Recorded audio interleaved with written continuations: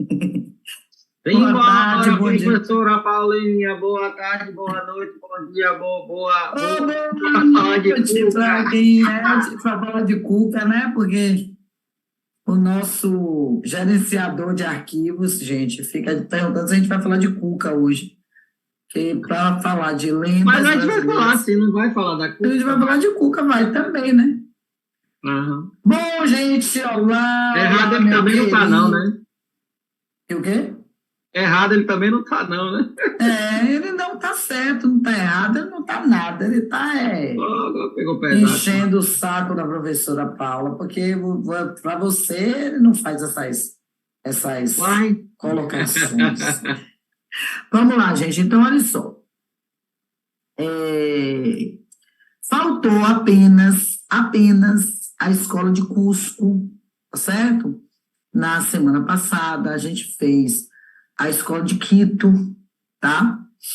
E Ronald não estava comigo, porque ele me deu um signal. Na verdade, não foi ele, não, foi a internet dele que ele deu a primeira. E nós O técnico gravamos. revestiu um santo e desvestiu outro. A gente tava aqui dando aula, daqui a pouco eu digo o que é. Quando eu vi, o cara tava puxando os fios daqui da internet lá fora. É, e aí eu dei uma aula sem Ronald, né? Triste, taciturna, sorumbática, nostálgica, Olha só. mas ele está de volta, como eu tinha dito para vocês, que ele estaria de volta na aula seguinte, que é esta aula de hoje, né? E aí, continuando aqui, a escola de Cusco, que a gente está falando das consequências, né, de toda aquela arte é, dos incas, dos astecas, dos maias, e o que que vem com isso, né? Que são as artes e culturas aqui dos povos da América Latina, da América Espanhola.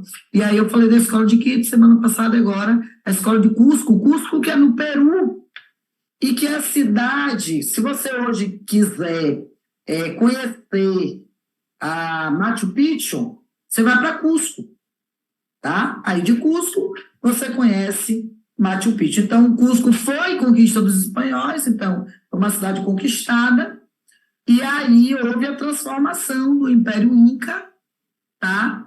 Muitas dessas coisas foram usadas para uma adaptação, elas foram adaptadas para a catequização, o processo catequético não foi diferente do daqui, tá? Aí eu acho que a grande diferença, gente,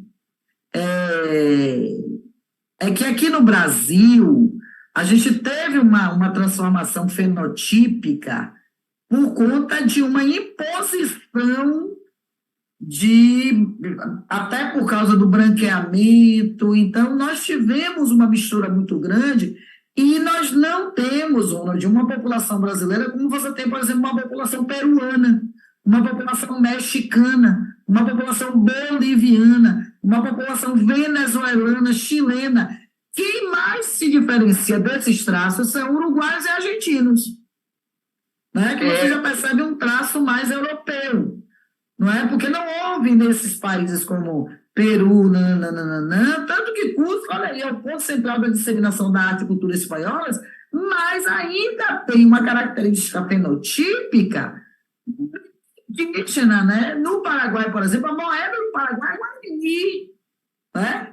Então, essa escola de Cusco é exatamente uma forma de trazer esse processo europeu, tanto que a escola de Cusco ela traz artistas para construírem a Catedral de Cusco.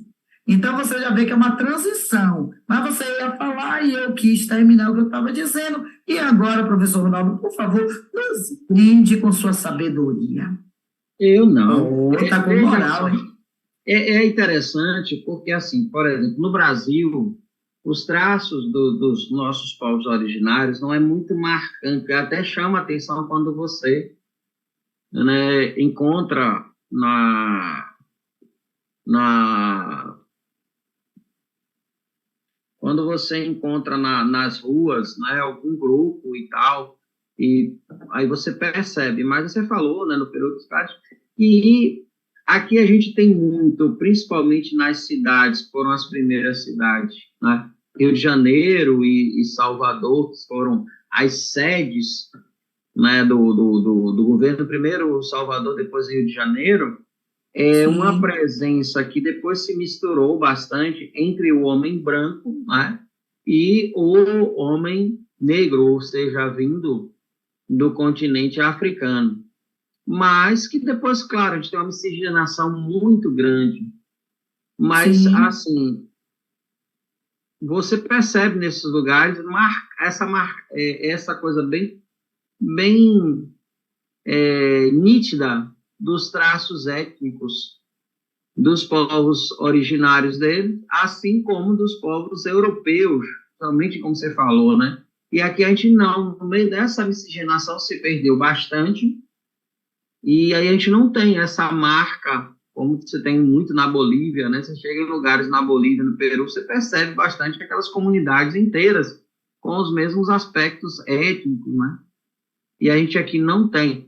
Aí você vai ver que, apesar dessas diferenças, a questão artística lembra muita coisa, muito parecida, até pela colonização, diferença portuguesa para espanhola, mas também católica e tal. sim. É interessante isso, porque assim, os espanhóis chegam na América Espanhola, que fica bem pulverizado, porque a América Espanhola é grande, né? E você não vê isso em alguns lugares, mas em outros você vê de uma forma muito intensa. Você vê a presença espanhola claramente na Argentina, principalmente em Buenos Aires, na arquitetura, nas características das pessoas e até nos hábitos. Os hábitos, né? O argentino tem alguns hábitos muito interessantes. Por exemplo, os idosos se reúnem para ler jornal, para discutir política, nos cafés, seja inverno, seja verão. No inverno lá está todo mundo, todo acolchoadinho, quentinho, discutindo, tomando um café brasileiro, obviamente, de qualidade, porque o café que não tem qualidade é o do Brasil, mas o café do Brasil que vai para fora é maravilhoso. Então, a gente tem em 1853 a chegada de um expoente, que é o Beach, que é o Bernardo Beach, pintor, e que vai dar o seu toque à escola de Cusco, trazendo maneirismo, estilo maneirista, que a gente trabalhou, né? O que é esse maneirismo, inclusive o costumbrismo, né? Então, na Europa estava acontecendo isso, ele traz, e aí há uma adaptação à cultura cusquenha. Eu vou aqui falar uma coisa que a gente estava dizendo na aula do primeiro ano. O Ronald estava falando isso, me chamou muita atenção, sobre essa possibilidade, que é quase regra, de as culturas se misturando de forma natural. A gente estava falando aqui de como o Brasil teve por mais que a Europa chegasse, né? Os europeus chegassem, trazendo um modo de pensar europeu, ao pisar aqui, o europeu precisa adaptar a sua forma ao que acontece aqui. Então, quando eles falam, adapta a cultura cozinha, porque não tem como você trazer uma coisa de lá e pôr em determinados pontos onde a cultura é muito forte. Eu sempre achei a cultura da América Latina, independente do que ela seja, essa energia, essa forma de ser de muitos povos da América Latina, eu sempre achei muito bem determinado, bem especificados, de modo que o outro vem e não faz desaparecer. Você percebe que, mesmo a gente não tendo um indígena na sociedade aqui, por exemplo, né? A gente anda em Salvador, em vários lugares, a gente não vê indígenas, mas a cultura indígena está aqui, está no banho, está na tapioca, está na paçoca, não é? Está na forma de muita gente fazer, por exemplo, o tempero de uma comida que ainda é pilando, botando dentro, não é? De um prato de madeira e pisando, não é? Pisando no sentido de machucando. Minha mãe dizia, pegue o prato de molho machucador. Isso é bem indígena, isso é bem africano. Até hoje eu cozinho machucando os temperos, eu não corto dentro da panela, eu machuco e nem bato no liquidificador. Então, assim, são coisas que são dessa cultura, tanto indígena quanto africana. Você vai a uma comunidade indígena tradicional, hoje é machucando, batendo a banana, né, fazendo a banana ali em forma de paçoca, pilando a castanha para fazer farinha. Então, mesmo a gente não tendo essas figuras com a gente do jeito que poderia, mesmo a gente sendo resultado da miscigenação, os hábitos, os costumes, as formas de ser se mantêm. É ou não é, professor Ronaldo? Ou não? É ou não é ou não? Pois esses costumes, né, que a gente herda e que estão presentes não só na culinária, mas no dia a dia. Salvador é rico de ser. Não Salvador, né, em São Paulo também. Você vê várias cidades, vários lugares com nomes, né, que a gente chamava de nomes indígenas, né? Palavra hoje que não se utiliza, né? Então, você percebe essa influência o tempo inteiro e que não foge a essas características também nos povos colonizados pelos espanhóis. O traço marcante português é um traço essencialmente de uma coroa, né, de uma monarquia católica, conservadora dentro do catolicismo e que traz, com a diferença da língua, traz muito em comum com aquilo que veio para o Brasil, né? A diferença é que os povos lá vão ser, boa parte, dizimados, né? Aqui também, mas de outra maneira, muitas de culturas que se tem lá vão ser perdidas, mas aqui você vai ter esse retrato dessa colonização, marcando até a cultura, né? Uma coisa que eu gosto muito que, assim, aqui no Brasil as pessoas conhecem, mas não tanto, que é Nossa Senhora de Guadalupe, né? A padroeira das Américas, né? Que ela aparece para o índio lá, Juan, né? Você vai falar mais à frente, né? E ela... Tem muita. É um casamento interessante, né? Porque a gente fala de figuras do cristianismo latino, né? Mesmo não conhecendo. E não só aí do a gente cristianismo, demora mas da aqui, cultura. Sim. mas a gente se apegou mais, porque é uma coisa que eu vi, acho que foi, acho não, foi Wagner Moura falando, né? Que lá nos Estados Unidos as pessoas achavam bem estranho quando ele dizia que era brasileiro e que falava português. Porque a ideia que se tem é que todo mundo fale aqui o espanhol. Não é só o Brasil que fala português aqui na América. E aí você tem essa colonização, né, católica, em que você tem Nossa Senhora de Guadalupe como a padroeira das Américas. E aqui no Brasil, a gente fica muito na padroeira do Brasil, que é a Aparecida, Nossa Senhora Aparecida. Então, assim, quando eu vi a primeira vez, né, a festa Nossa Senhora de Guadalupe, eu fiquei, Nossa Senhora de Guadalupe. Aí é que eu fui estudar a história do índio, antes, ver Nossa Senhora. E a gente, às vezes, se apega muito mais à ideia de Nossa Senhora de Fátima, que aparece em Portugal, em Fátima, do que a essa... Tão pertinho, né? Pertinho, que aparece lá no México para o índio, para, né, o índio, né, usando essa expressão, a um nativo mexicano, Juan, que vai lá ter essa imagem e tal, de que é a padroeira, como ela quer aparecer para os americanos, né? Então, é essa Virgem Morena que aparece com traços dos nativos das Américas, e que a gente não tem muito essa cultura. Na Igreja Católica se celebra, mas não se tem muito essa ideia de uma padroeira única para as Américas. Nos Estados Unidos, muito menos, só os povos que vão para lá, né, os católicos lá, menos, só os povos que vão para lá, como é que chama? Que eles vão chamar dos latinos, que tem essa. Mas o brasileiro tem uma cultura um pouco à parte, por causa dessa colonização portuguesa. E a gente está mais preso a Portugal, não só pela fala, mas por costumes, do que a América como um todo. É bem diferente certas coisas. E eu vejo uma coisa no tempo que eu fui para a Argentina por causa do mestrado, né? O Brasil é um país que recebe etnia demais.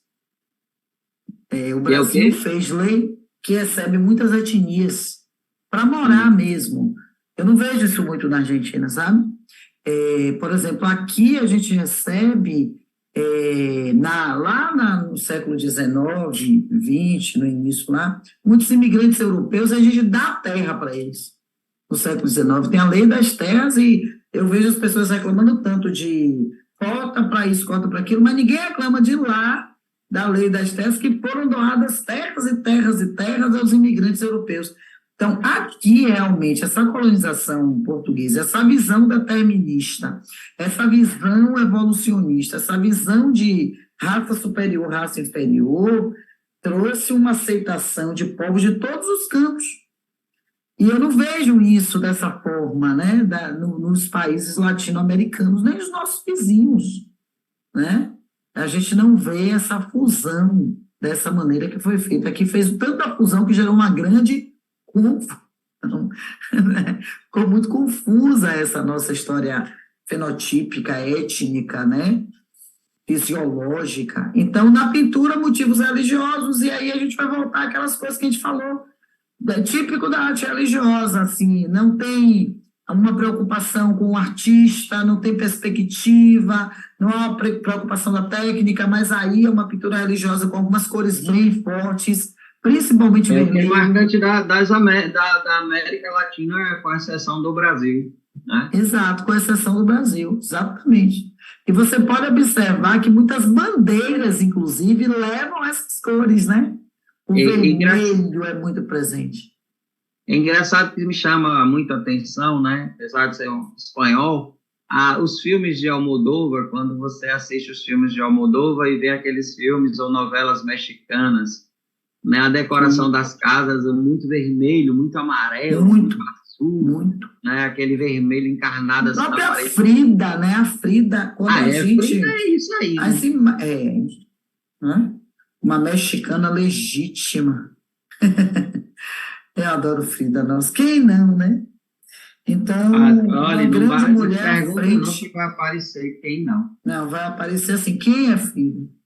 Então, a ênfase na beleza física dos santos, criando impressão de volume, só que não tem perspectiva, né? Então, assim, cria uma impressão de volume, mas ausência de perspectiva. Então, fica na impressão, tá?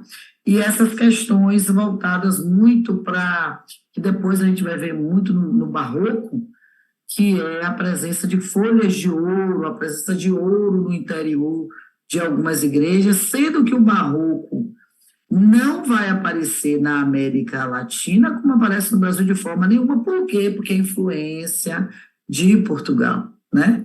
Então, nós temos uma influência barroca intensa que você não vê no restante da América Latina. Até mesmo quando você compara Portugal e Espanha.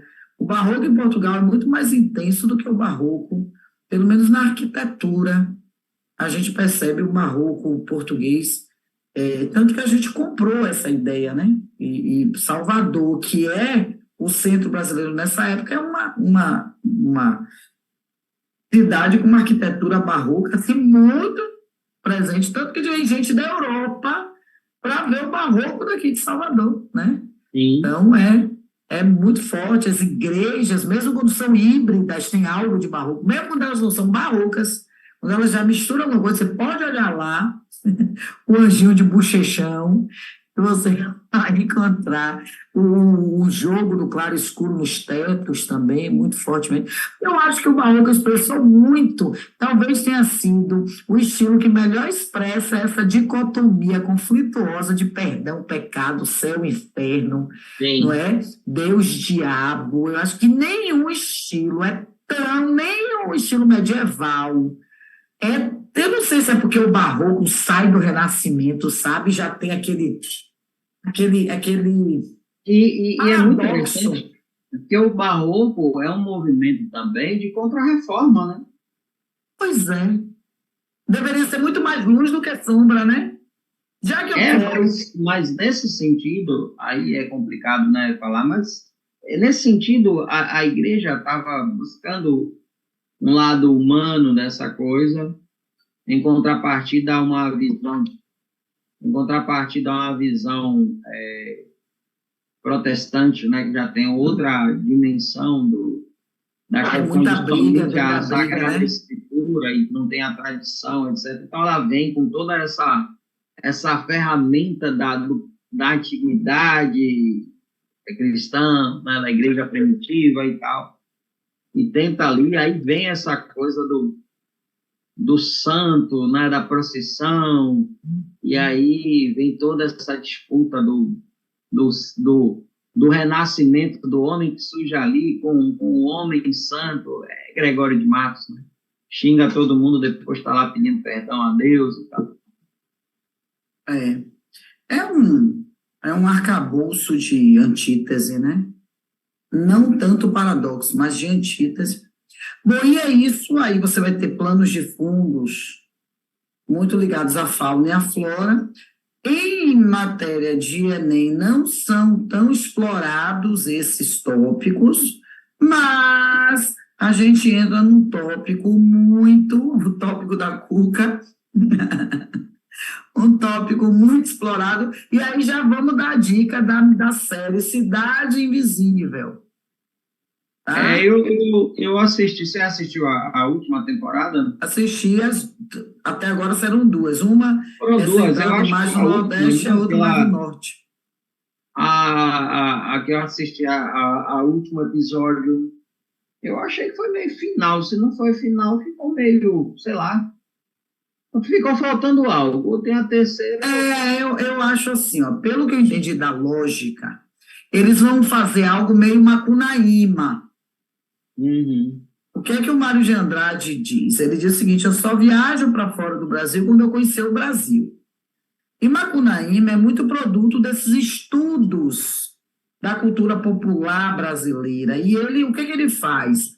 Ele põe o gigante para roubar a pedra de Macunaíma, né, que lhe foi dada com todo amor, e Macunaíma vai atrás do gigante, e aí ele arranja uma desculpa, ele, Mário, para que Macunaíma circule pelo Brasil inteiro. Ele vai de norte a sul do Brasil, fazendo essa pequena demonstração fazendo uma abordagem de traços culturais. O que aconteceu? Eu vejo a primeira temporada no Sudeste, mais precisamente no Rio de Janeiro, depois sobe o norte e vai para Manaus, então pega aquela parte do Amazonas, aquela parte. E você já tem uma inserção de elementos. O que eu entendo que ele vai fazer é continuar circulando, porque a gente não chegou no Nordeste, inclusive. Tá? E eu não posso aceitar que aconteçam certas coisas que aconteceram, né? Na segunda temporada, senão vou dar spoiler, e vai ter gente que vai deixar de assistir a aula, os três que assistem vão deixar de assistir porque eu dei spoiler, mas a série é ótima, viu, gente? Cidades Invisíveis é a sociedade hoje se relacionando com nossas lendas, que a maioria é lenda, né? Nem mito, viu? É lenda mesmo. Lá vai o outro. Ó, agora são dois. Ó, ele está em cima da sua cabeça. Ficou uma construção, mas ele estava em cima. Viu como você estava? Do jeito que você estava, parecia que ele estava na sua cabeça, só que você estava mais... Aí, ó, olha para a sua imagem. Dá uma ilusão de ótica, pode ser que você está em cima da... Ele foi lá paquerar. É ele e é ela, né? É ele e ela. Aí, sim. Do lado de cá é ela, do lado de cá é ele. Chico aí Chico resolveu. Ele ficou com ciúme. Chico disse assim: ela parece sozinha. Eu vou lá e ele tá de pose, ó. Ele daqui a pouco brinca com ela, ela pula e eles vão correr 2 horas que tem de casa. Mas ela é engraçada, porque ela só fica aí quando a gente tá filmando. Fora isso, geralmente quem fica é ele. Mas ela, quando a gente vai filmar, ela é meio aparecida. Não, e ela tá ali desde a primeira aula. Ela não saiu, hoje ela não foi para lugar nenhum. Você saiu, mas ela ficou ali. E eu vi uma cena fantástica, ela retocando a maquiagem. E é engraçado quando ela retoca assim, que ela dá uma lambida aqui aí. Vamos lá, gente. Então, muito bem-vindos às Lendas Brasileiras. Vamos falar de Brasil. E a gente começa aqui com uma coisa que me é muito interessante, eu acho muito interessante, que as lendas são orais, tá?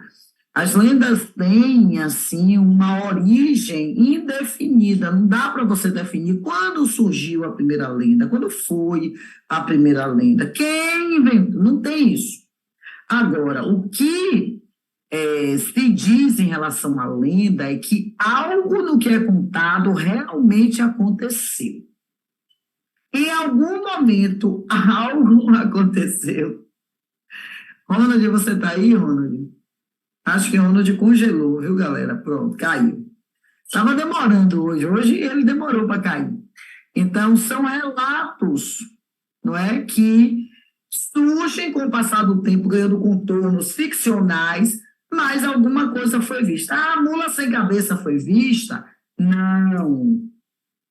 Não é que a mula sem cabeça existe, mas algo aconteceu que fez alguém relatar que viu, e aí ela passa a figurar, não é? E a grande diferença é essa, eu gosto de fazer essa diferença. Qual é a diferença de lenda para mito? Algo na lenda realmente aconteceu, pode não ter acontecido daquela forma, tudo daquele jeito, mas algo aconteceu.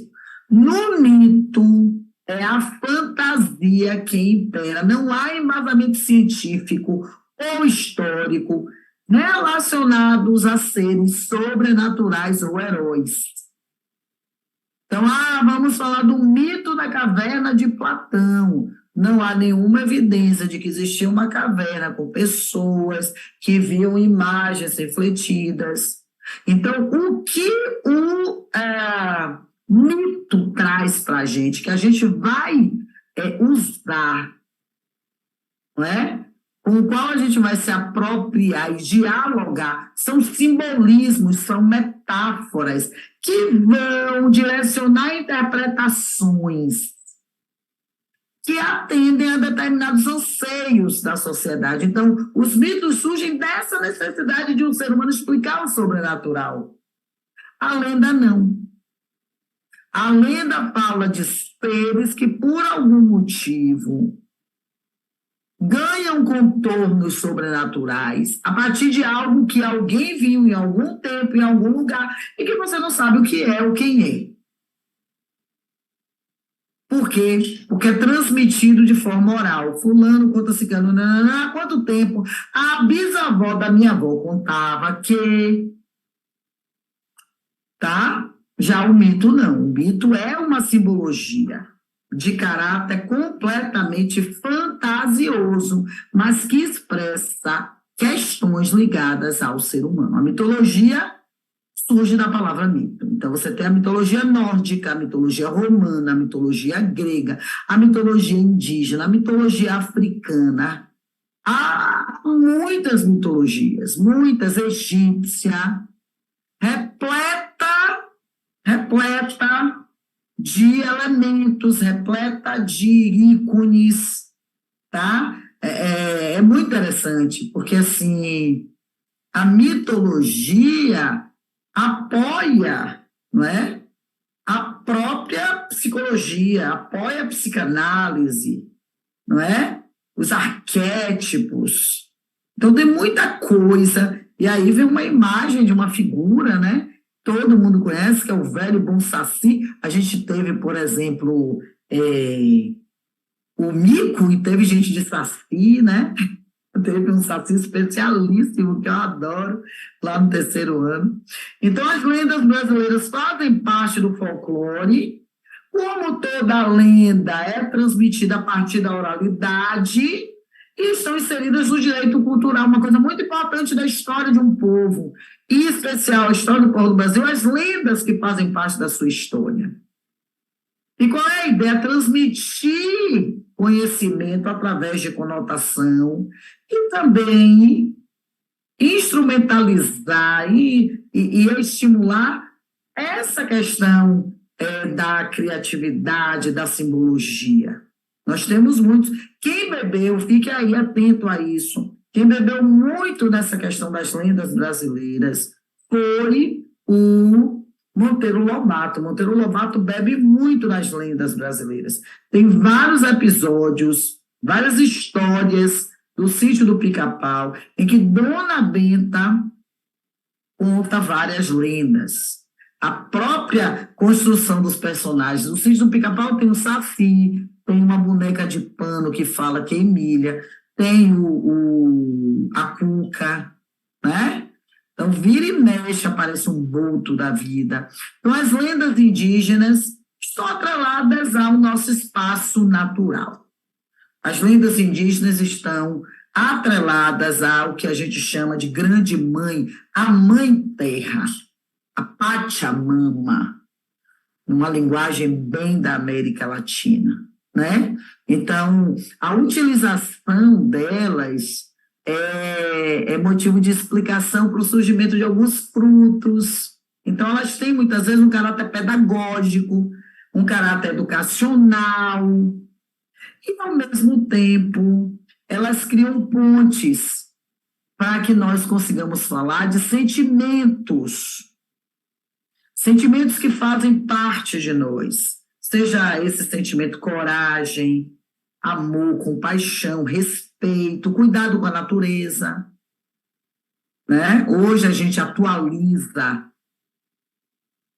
as temáticas fazendo a relação exatamente com esses aspectos, né? Por exemplo, hoje se fala em sustentabilidade. Então, tem muitas lendas indígenas que nos fazem refletir sobre sustentabilidade, né? O que é esta tal de sustentabilidade? De onde vem a sustentabilidade? Por que a conexão com a natureza é tão importante para a sustentabilidade? Tá? E aí se fala muito também da relação do homem com a natureza, do homem com os animais. Então, nós temos um folclore brasileiro repleto, gente. Isso é muito importante dizer, pela própria beleza, né? De lendas. Nós temos livros de lendas, eu tinha até alguns aqui, mas os que estão perto de mim, porque eu fiz um curso de contação de histórias. Caiu aqui uma coisa, desculpa, tá? Foi a garrafinha que eu estava tomando água, e eu me tornei uma contadora de histórias. E aí eu tenho alguns livros. Aqui, por exemplo, uma antologia da literatura indígena, Nós. Só que esse nós são histórias indígenas que podem significar nós, de plural de nó, e nós, do plural do eu. Muito interessante. E aqui já uma outra coisa das histórias, que são os contos de fadas. Então, lendas são diferentes de contos de fadas. Tá? Então, tem uma construção diferenciada. Então, a gente está falando aqui de lendas dentro do folclore e lendas brasileiras. Então, nós vamos destacar algumas dessas lendas. Uma delas é da caipora. A palavra caipora vem do tupi-guarani e significa habitante do mato. O pró, eu tenho a obrigação, eu tenho a necessidade de saber, de reconhecer as histórias, as lendas todas, de jeito nenhum.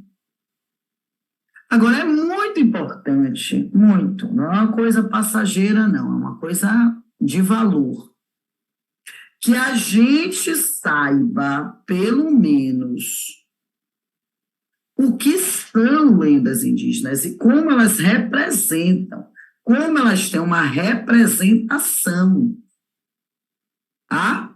Então, Curupira, olha só, Caipora e Curupira, os dois habitam que espaço?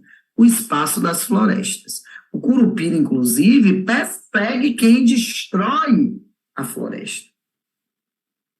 Isso deixa aí uma ideia de que essa é uma postura que não é de hoje, é de hoje. Essa é uma ideia que vem desde as formações, as culturas populares. Hoje a gente precisa mais falar disso, hoje a gente precisa estar mais ainda atento. Mas se a gente perguntar assim, no primeiro slide, né, de onde vem a lenda do Curupira? Qual é a origem temporal? Não tem como dizer. que é como a gente falou para você. Alguém pega uma história que conta para outra, e de quando foi isso, é difícil precisar. Então, o Curupira também tem uma importância. Boto cor-de-rosa. Boto cor-de-rosa é interessante, porque é a história de um boto, que é o animal marinho, né? Ele sai da água, por isso que a gente começou falando um pouco de Cidade Invisível. São 2 temporadas curtas, dá para vocês assistirem. E os episódios vão trazendo, não é, personagens das lendas brasileiras, do folclore brasileiro. Então, o boto é um animal marinho e ele sai da água, tá certo? E vira um homem. Ele sai à noite, de manhã ele volta, tá? E volta para a água e vira boto de novo. E aí ele termina engravidando mulheres. São os filhos do boto, tá? Pro, você disse pra gente que normalmente as lendas têm alguma conexão com um acontecimento. Que acontecimento? É difícil eu responder isso para vocês, né? Mas, de repente, uma mulher estava à noite olhando a praia e teve um evento em que ela viu um, um homem saindo da água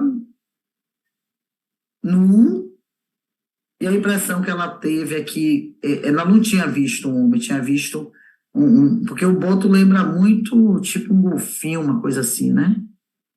E aí ela tem a impressão de que foi um. Aí lá ela chega contando isso, e essa história chamou atenção, e quem conta um conto cria vários pontos. Isso foi sendo divulgado, dito, contado, e lá vai, e lá vai a história lá vai, a história vai sendo contada, a história começa cada vez mais longe, lá vai, e chega em 2023. Olha, gente, nas áreas mais distantes de centros urbanos, as lendas têm mais espaço, viu? Ou então nos espaços mais infantis, nas escolas de Fundamental 1. Aí, quando você chega no ensino médio, tipo, as lendas vão embora, né? Aí vem a Vitória Régia. A Vitória Régia é uma planta aquática muito bonita, uma planta linda, que é símbolo da Amazônia. A lenda conta o quê? A história da Vitória Régia. A lenda traz como ela surge, assim como a história da caipora, a história do curupira. Tem livros, o Nabuco é um grande estudioso da cultura brasileira. Eu tenho um livro dele aqui, só que não está próximo, não estou enxergando daqui, mas se eu lembrar, na próxima aula eu trago, e ele fala das histórias brasileiras. Algumas histórias brasileiras. Talvez eu estivesse nessa pilha aqui. Mas aqui tem de tudo, viu, gente? Para encontrar Nabuco aqui, vai dar um pouquinho de trabalho. Mas é um livro que ele traz exatamente isso, a história das lendas. Nós temos muitas lendas, inclusive, que foram sendo esquecidas. Por quê? Porque vocês estão em uma outra dimensão. Tá? Ronald falou aqui para a gente que faltou energia na casa, tá? Tem tido essas quedas de energia, não é? Mas tudo bem, pelo menos ele começou hoje com a gente. Vocês tiveram a oportunidade de vê-lo. Ele que é professor de vocês, né? Como ele é professor de 2º ano, pelo menos no Itaigara, né? Não sei se ele o faz em Vilas, mas aí quando ele não está comigo, vocês reclamam: pô, cadê Ronald? Cadê Ronald?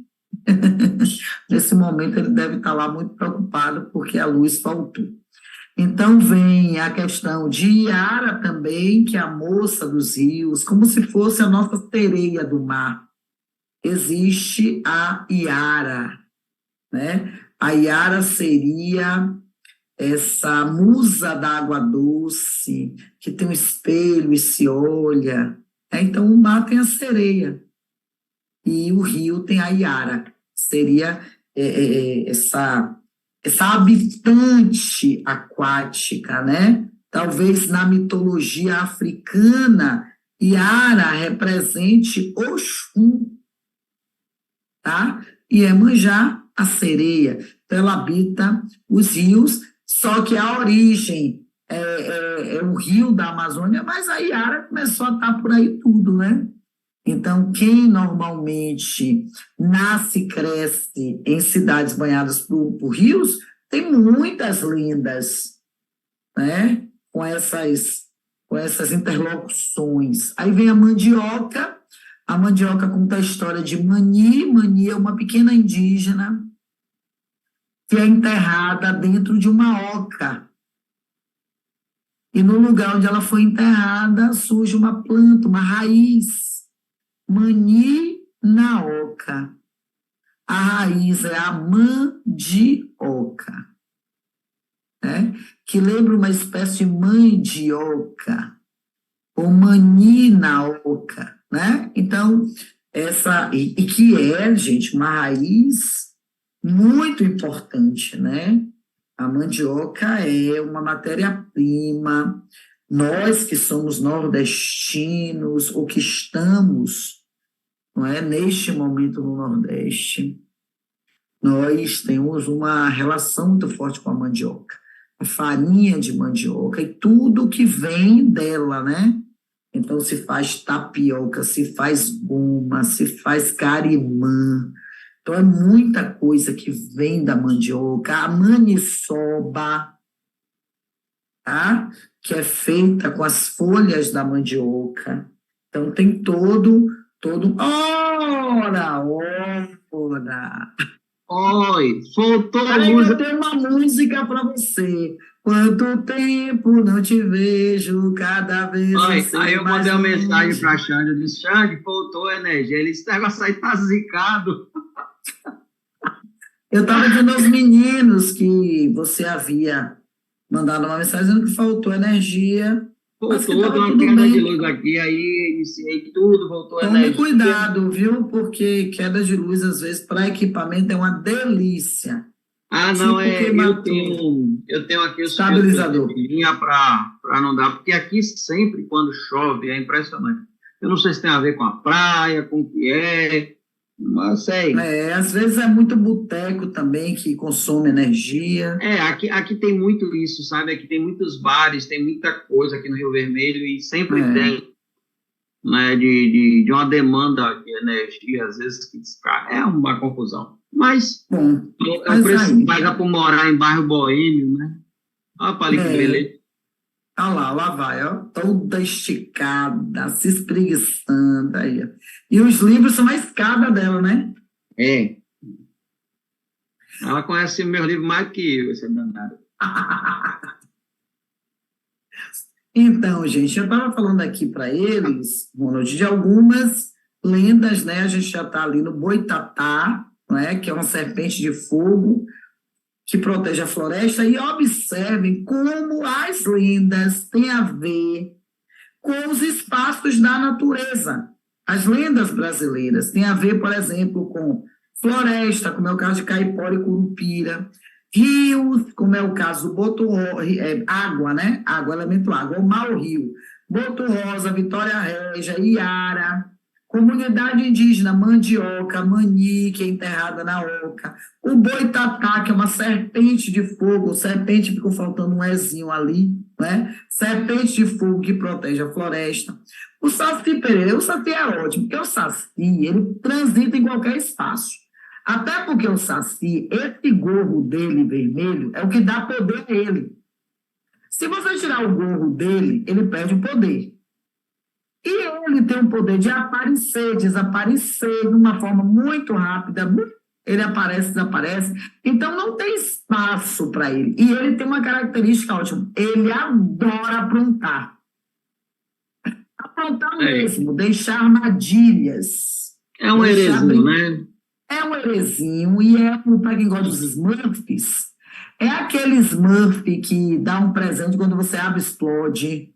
Eu não lembro o nome dele agora, mas ele é um danadinho. Eu chamo ele de sacizinho, que não é sacizeiro, pelo amor de Deus.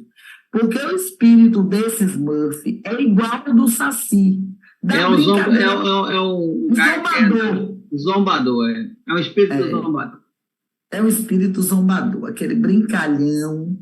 Não é? A impressão que a gente tem, e é real, é de que o Saci não vai crescer nunca. Ele não vai crescer, ele vai ser Saci. Porque lenda para no tempo. Tá bom, gente? Lenda para no tempo. Vem cá, o Boto Rosa vai morrer. Lenda, está imortalizada na oralidade. E outra coisa, a oralidade, às vezes, se houver uma preocupação com a manutenção dela, ela não morre jamais, porque ela é transmitida. Isso acontece em muitas comunidades que se preocupam com a sua tradição. A avó conta para a mãe, que conta para o filho, que vai contar para o neto, que vai contar para o bisneto. Só que à medida que conta, pode agregar uma ou outra coisa que venha a ficar para gerações futuras. Ninguém garante que a lenda do Saci começou assim. Quem conta um conto, Aumenta aumenta 52 pontos. Aí vai. Eu já estou contando mais, né? Então, assim, algumas dessas lendas servem didaticamente para incitar a preocupação com a natureza, a preocupação com a fauna e com a flora, a preocupação com a nascente dos rios. Imagine, por exemplo, uma professora de Fundamental 1, contando a lenda da Iara e dizendo às crianças que cada vez que poluem os rios estão matando as iaras. Gera um nível de sensibilização, né, professor? Com certeza. Porque você tem aí a ideia da proteção, como você falou, né, de cada lugar. Tem aquelas também que são puras assombrações, né? Eu lembro muito que lá em Campo Formoso, aí tinha um medo danado, porque os mais velhos juravam de pé junto que existia a mula sem cabeça, o boitatá, né? E a gente tinha medo. Quando você ia para a roça, né, que começava a escurecer, você tinha um medo de entrar à noite e você tá lá no meio do caminho. Porque havia uma certeza de que poderia esbarrar numa assombração. E mesmo que não existisse assombração, só o medo já criava. Exato. E é uma coisa que era contada para um, que contava para o outro, que contava para o outro, e chegava até nós, porque eu já ouvi as histórias e a gente ainda pedia, né? A gente dizia assim, eu tinha uma avó, né? Eu não conhecia meus avós, todos, mas a mãe do meu pai, e a gente ficava pedindo, vó, conta aquela história, aquela. E às vezes ela contava da caipora, e a gente morava, né, numa área bem rural, cercada de muito verde, e ela fazia de um jeito que todo mundo se enrolava todo para dormir, porque a caipora ia chegar. Eu tinha certeza que a caipora ia chegar lá. Meu Deus! Mas essa memória afetiva fica que é uma beleza, né? Porque essa geração de agora não tem mais essas lendas, não tem essa coisa. Pega um livro, às vezes nem o livro tem, é já o iPad, né? É já a ideia do tá pronto, alguém está fazendo minha parte, eu estou muito cansada hoje, vindo do trabalho, então alguém vai fazer minha parte. Eu ligo o iPad numa historinha, aí vem a galinha pintadinha, aí vem as séries, né? Quer dizer, hoje você tem uma série Cidade Invisível para falar sobre as lendas. Eu e o Ronaldo, a gente teve que ter contato com as lendas para conhecê-las, né? Então, assim, é bem diferente isso. É bem diferente. Até você contar um conto de fadas é diferente. Eu estava falando para ele, por exemplo, para eles, Ronald, e aí naquela hora você tinha caído, o quanto as histórias, os folclores e os contos de fadas contribuem para a psicologia, os mitos, para a psicanálise, né? Então, assim, como elas ganharam uma conotação profunda no estudo do ser humano, porque não esqueçam, mito, lenda, conto de fada, tudo é criação humana. Quem cria é o ser humano, né? Então, isso fala muito do ser humano. Porque se uma Sim. coisa é criada e fica na coletividade, fala da coletividade, né, Ronald? E que tem o intuito de educar, né? Porque todas essas histórias são contadas, ela tem ali o que a gente chama, né, do pano de fundo, e tem a moral da história. Qual é a moral da história? Qual é o princípio que vai, né? O pessoal não conhece, acho que teve agora uma série, alguma coisa com He-Man, e He-Man sempre tinha ali no final a moral da história, porque tal, tal, tal, que era já aquele Olha, aqui é o geninho. Vocês me viram hoje, a moral da história. É é, mesmo, ele apresentava. para deixar claro que aquilo contado tinha algo para educar. E se educava muitas vezes com medo, com um final trágico para quem fez o mal, um final bom para quem fez o bem. Então, era uma forma passada de pai para filho, de mãe para filhos. E isso vai, né? Você vê que isso, quando se fala do inconsciente coletivo, os irmãos Grimm, quando tentam colocar lá os contos de fadas, que não eram tantas fadas e não eram tanto contos tão, como é que, palatáveis do jeito que veio. Eram mais terríveis. Mas em toda a sociedade você vai encontrar isso. E isso diz muito do ser humano, né? Diz muito da questão. Você vai para a Grécia, você vai para tudo que é canto, tem um mito, tem a lenda, tá ali. Você vai para uma comunidade, né, ribeirinha, lá, não sei aonde, longe, distante, chega ali e começa a conversar com as pessoas mais velhas, eles vão contar Comunidades esses contos. quilombolas. Isso, e eles vão ter sempre esse conto com a moral da história, que é justamente Exato. uma questão pedagógica, né? Sim. Para educar, tem um princípio educativo, né? Você vê, por exemplo, Chapeuzinho Vermelho, você vai ver que, ó, tem um perigo, você não pode desobedecer, você tem que ter cuidado, você não pode andar sozinho. Fora a questão, né? Eu tenho um livro aqui interessante que chama, como é que chama? Oh, meu Deus, a Psicanálise do Conto de Fadas, estou vendo ele ali, estava Sim, procurando. sim, sim. Psicanálise do Conto de Ah, Fadas. É um livro que não é muito fácil, né, para quem não tem noção do que seria esses contos de fadas, mas para quem tem, é uma maravilha, porque você vai vendo uma interpretação da psicanálise para essas histórias que são contadas e por que são contadas, qual é o fundamento disso, né? E vai buscar à luz do consciente, do inconsciente, toda essa questão dessas lendas, desses contos, em tudo que é canto da humanidade. Eu vou lá para o Japão, vai encontrar. Eu vou para a China, eu vou para a Rússia, tudo que vai é canto do encontrar. mundo. Eu vou lá no Ah. Alto Xingu, vai encontrar também. Você fala do ser humano, gente. Isso é o mais É, importante. Isso é o mais importante. Não fala, não é uma historinha de diversão. Pode ser usada para entretenimento? Pode. Mas tem uma moral da história. Tem algo ali que é do inconsciente coletivo que você pode usufruir, usar em seu benefício. Tá? Você pode trazer isso para a vida, para a sua vida. Tá? E só para fechar, a gente está aqui quase no horário, nós vamos falar de lendas afro-brasileiras, tá?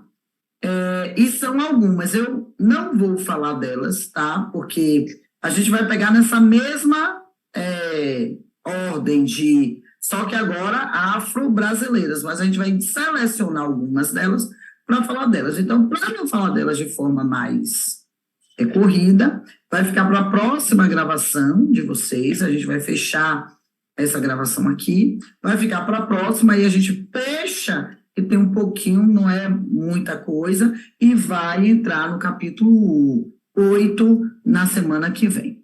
Tudo bem, professor Ronaldinho? tudo maravilhoso, professor. Tudo Que bem, bom tudo que sua bem. luz voltou, o senhor está iluminado A luz tem que novamente. voltar, a internet tem que funcionar, e há um princípio básico. Você viu, A Tina gente Turner vive na morreu, mais resistência uma, né? mesmo. Falando em energia, mais uma. Energias, internet. Gente, um Aí, cheiro para vocês. Até a próxima. Tchau, Ronald. na próxima.